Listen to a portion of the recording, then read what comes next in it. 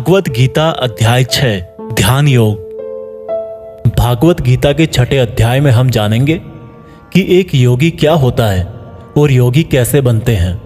यानी कि आज की लाइफ में बोले तो वह इंसान जो अपनी लाइफ में कुछ बड़ा करना चाहता है। इसके साथ साथ हम यह भी जानेंगे कि क्या होगा अगर आपने इस जीवन में बहुत मेहनत करी लेकिन फिर भी आपकी डेथ होने से पहले आपका सपना पूरा नहीं हुआ।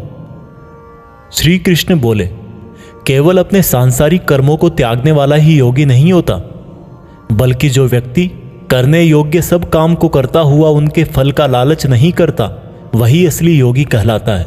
जो व्यक्ति अपने मन को जीत लेता है तो उसके लिए इस संसार में और कुछ भी जीतना जरूरी नहीं होता, और जिसका मन इधर उधर भटकता रहता है उसके लिए इस संसार में कुछ भी पाना आसान नहीं होता, क्योंकि हमारा गुलाम मन हमारा मित्र होता है, और अगर हम उसके गुलाम बन जाते हैं तो वो हमारा सबसे बड़ा शत्रु बन जाता है। जो व्यक्ति अपने मन के और संसार के किसी भी विचार, वासना या वस्तु से मोहित नहीं होता, और जो मित्र, दुश्मन, महात्मा, पापी, जीव जंतु आदि के प्रति समान दया भाव रखता है, वही योगी की असली निशानी होती है अर्जुन। और जब इस तरह का योगी भाव आने लगे तो बिना किसी आशा के, बिना किसी भय के अपने मन को मित्र बनाकर मेरा ध्यान करना चाहिए। ऐसा योगी नींद और भोजन भी उतना ही करता है जितना आवश्यक हो। ऐसा योगी उसी तरह से अपने वचन पर स्थिर रहता है जैसे पूरी तरह रुकी हुई हवा में दीपक की लौ होती है। जब जब भी उसका मन भटके तब तब उसको उस इच्छा को वश में करके फिर से मन को केंद्रित करना चाहिए। और जब योगी इस संपूर्ण ध्यान की अवस्था में आ जाता है तो बड़े से बड़ा दुख भी उसको उसके स्थान से नीचे नहीं गिरा सकता। अर्जुन ने कहा, मगर हे कृष्ण, यह मन बहुत ही चंचल और हठीला है। इसको एक जगह पर रोकना हवा को एक जगह पर रोकने की तरह बहुत मुश्किल है।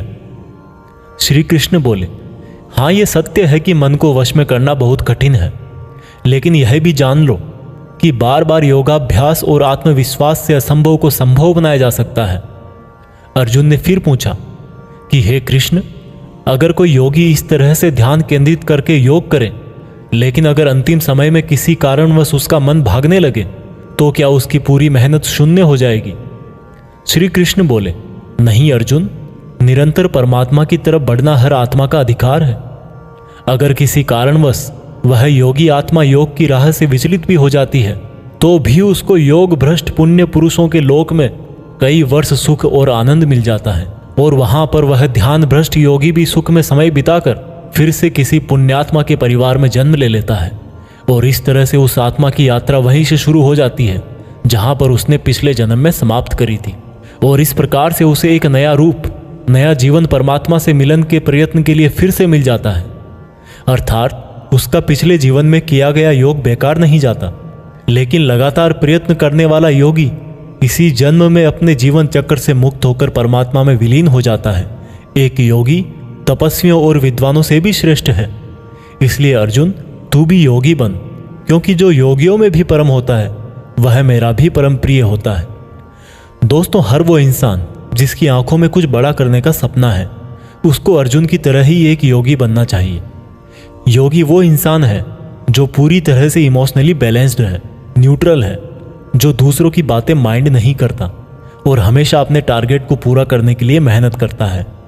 लेकिन दोस्तों, जिंदगी का किसको पता, भगवान ना करे कि ऐसा हो कि कोई इंसान उसके सपने पूरे होने से पहले ही मर जाए तो उसकी तो मेहनत किसी काम की ना रही और सपने सपने ही रह गए।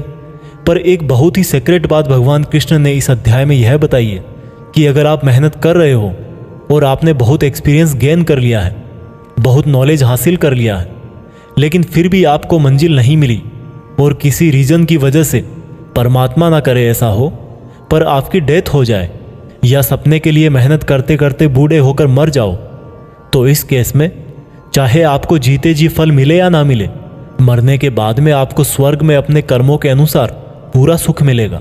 और जब आपके अच्छे कर्मों का बैलेंस खत्म हो जाएगा तो आप फिर से धरती पर जन्म लेकर आओगे, और बाय नेचर आप ऐसे माहौल या घर में जन्म लोगे जिसमें आपको पिछले जन्म के ज्ञान वाला लेवल नेचुरली ही मिल जाएगा, और आपको उसके आगे की मेहनत करने के लिए फिर से एक पूरी नई जिंदगी मिल जाएगी। ऐसा मैं नहीं, स्वयं कृष्ण ने योगी के बारे में बताते हुए इस गीता के 6ठे चैप्टर के श्लोक नंबर 37 से लेकर श्लोक नंबर 45 तक यही बात कही है और ये भी कहा है कि ये उनके लिए एप्लीकेबल है जो सच में बहुत बहुत मेहनत करते हैं।